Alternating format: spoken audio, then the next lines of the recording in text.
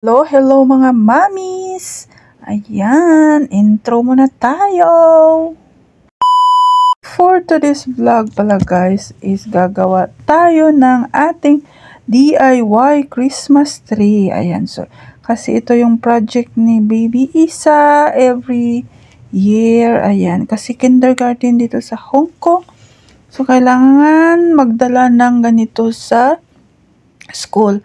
Ikaw na bahala mag-design kung anong gusto mo. Bahala ka na, basta magdala ka ng DIY sa school.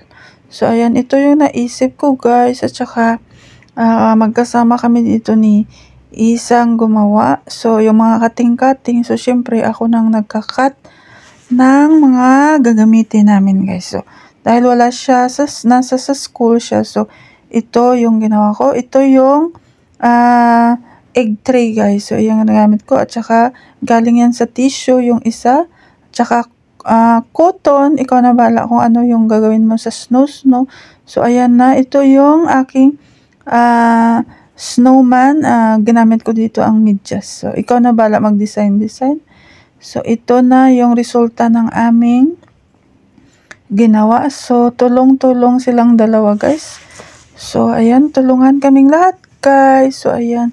So, ikaw na rin bahala guys kung anong i-design mo. So, yung dinesign namin sa ibaba ay yung mga button. Ayan. Mga botones guys. So, ayan kasi homemade nga siya guys. So, kailangan mo talagang gagawin sa bahay. Hindi pwedeng bibilhin mo sa labas guys. So, ayan. Ito yung idea ko. So, ganyan ang paggagawa namin. So, kailangan gumamit ka ng glue gun. Ayan, para dumikit talaga yung mga kailangan mong idikit. Ayan, so kaya nag-form ng parang bulaklak yung ating tray guys. So, ginuhit-guhitan ko yan ng color green. Ayan, makikita mo may line-line siya guys. So, ayan, ganyan na siya guys. O, diba? So, simple lang naman tong ginagawa ko guys. So, hindi ko lang alam kung mananalo tayo or kahit hindi tayo manalo, so okay lang. Kasi competition ito guys. Ayan, so bahala na ako manalo man o matalo, at least merong project si Isa. Ayan, so ngayong December 14, so awarding nila kung sino ang mananalo or maganda ba yung paggagawa ko. Ayan. Thank you. So meron tayong glitch. Ayan, sa likod. So glitch.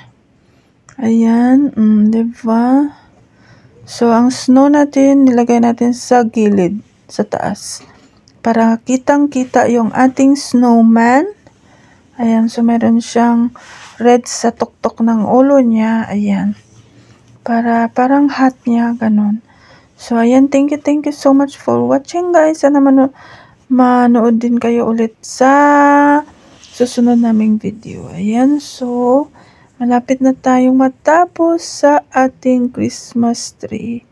Ayan, thank you so much for watching. Ayan, sana manalo kami guys. Ayan, manalo si Baby Isa. Ayan, so update ko kayo kung manalo kami or hindi. Ayan, so thank you.